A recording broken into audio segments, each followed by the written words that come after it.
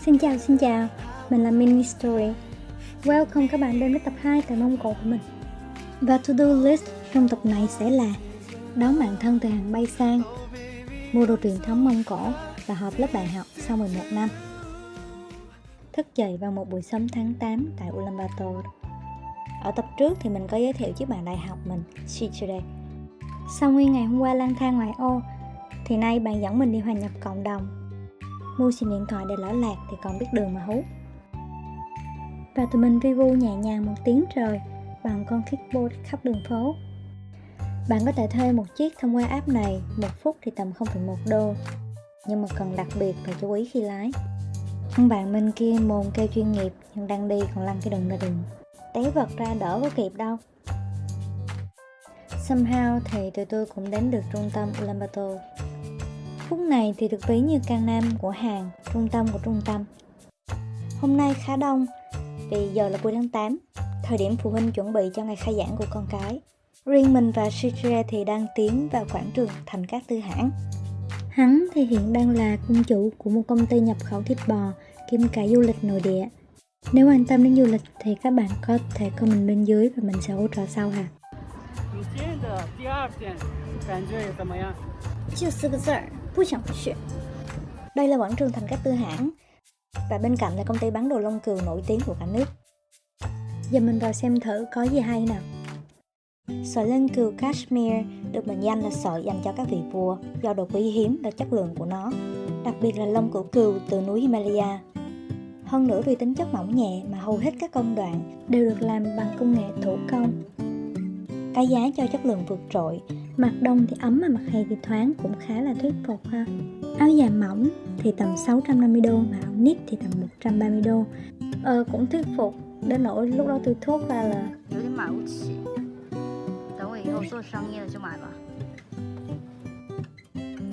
Kashmir mà có phải là lông cừu thường đâu.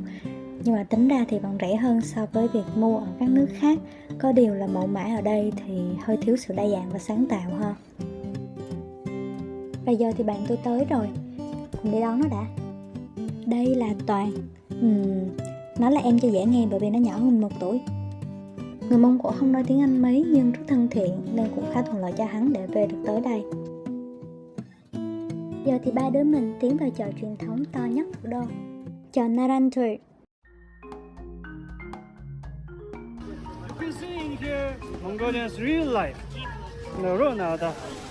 Chợ Narantur là một dạng chợ trời, bạn có thể tìm bất cứ thứ gì ở đây và nó to vật vã có đến mấy cái cổng lận. Chợ này mở cửa vào 9 giờ sáng, đóng vào 7 giờ tối. Hiện đang là 6 giờ tối, bởi trời tháng 8 ở Mông Cổ phải 8-9 giờ tối mới tắt nắng. Một điều nữa mà bạn có thể thấy, mây ở Mông Cổ rất gần mặt đất. Vì Mông Cổ ở trên mực nước biển trung bình tầng 1.580m và điều này khiến đây trở thành quốc gia cao nhất thế giới. Và trong chợ thì bạn có thể thấy nó cũng không khác nhiều chợ Việt Nam, gì cũng có. Và mình sẽ suggest bạn mua một cái ống nhòm vì bạn sẽ rất cần ngay khi đặt chân ra khỏi thủ đô. Cái mình mua thì là 12 đô mà mình đã trả giá lắm rồi đó nha. Mình với Toàn định đi tìm trang phục để mặc đi cưỡi ngựa. Tại vì xung quanh những điểm tham quan, đến tìm chỗ ở còn khó, chứ đừng nói đến thuê trang phục. Nhưng mà giá của áo tầm 90 đến 140 đô, nên thôi, mình đi mua mũ. Đây là những chiếc mũ làm từ lông chồn, lông sói nên giá cũng không vừa.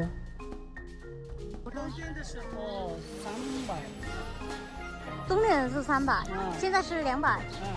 Wow. Thôi thì nhũ nó cũng to quá so với cái đầu mình, nên chị em mình selfie cái rồi đặt xuống.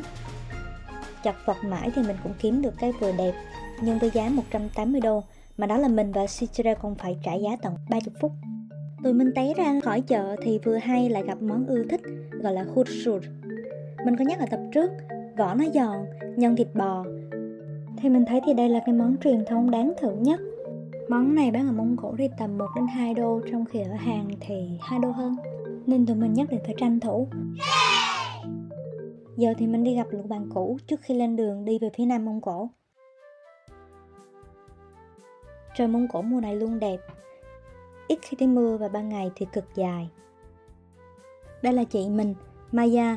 Tụi mình gặp nhau ở Hàn khi làm việc ở trường đại học. Riêng chị thì mới 3 năm chưa gặp thôi.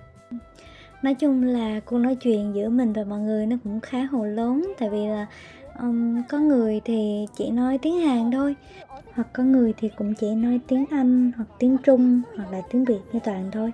Cho nên cũng phải đứng giữa mọi người để mà phiên dịch ấy, nhưng mà vui cực. Là một người hướng nội nhưng có thể làm cầu nối cho mọi người, nó vui lắm. Với những ai chưa biết thì mình có nói tiếng Hàn, tiếng Trung và tiếng Anh. Thì trong cái khoảng thời gian mà hồi xưa mình học đại học ở Trung Quốc á, thì mình đã tự học tiếng Hàn và sau đó là đi Hàn học thạc sĩ. Trong bữa hôm nay thì có các bạn chủ yếu đến từ lớp đại học của mình là tầm 10 mấy năm trước. Chị Maya thì mình gặp được lúc mình học thạc sĩ. Tất cả mọi người đều ngồi chung với nhau và mọi người có thể nói tiếng Mông Cổ nhưng mà không. Vậy thì còn gì vui nữa đúng không? Trong bài ngày hôm nay thì cũng có thiếu một vài bạn người Mông Cổ của mình nữa. Và vì lý do cá nhân thì các bạn ấy không có về Mông Cổ được và chỉ support mình từ xa thôi. Mình cảm thấy cực kỳ may mắn với cái điều mình có khá nhiều bạn ở nước ngoài, bạn local như vậy nữa. Được chăm sóc từ đầu đến chân khi tới Mông Cổ luôn. Thì cảm giác là giống như đi đâu cũng là nhà vậy, nó ấm áp cực kỳ.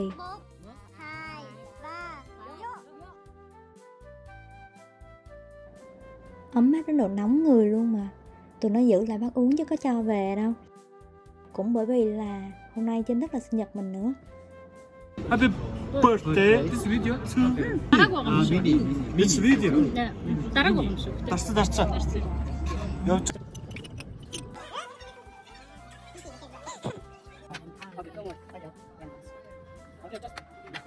Ở Mông Cổ là không say không được về. Chúng nó lôi cái món rượu ngon nhất và nặng nhất Mông Cổ ra mà uống. Tụi nó bụng ăn căng bụng bia là không sao với tụi nó. Ăn rồi tụi nó cho mình với toàn bơ phờ. Mở không nổi mắt ra luôn. Phí ăn chơi đêm nay của 7 con người cũng khá rẻ. Chỉ 180 đô là mỗi người 25 đô ăn tiệc ga. Có ăn riêng thì khẩu phần cho một người sẽ là 10 đến 15, 17 đô. Đó là giá trung bình cho một nhà hàng khá ổn ở thủ đô Ulaanbaatar. Và hết ngày rồi. Hẹn gặp lại các bạn vào tập Tiếng về sa mạc Gobi. Chúc các bạn một ngày vui vẻ.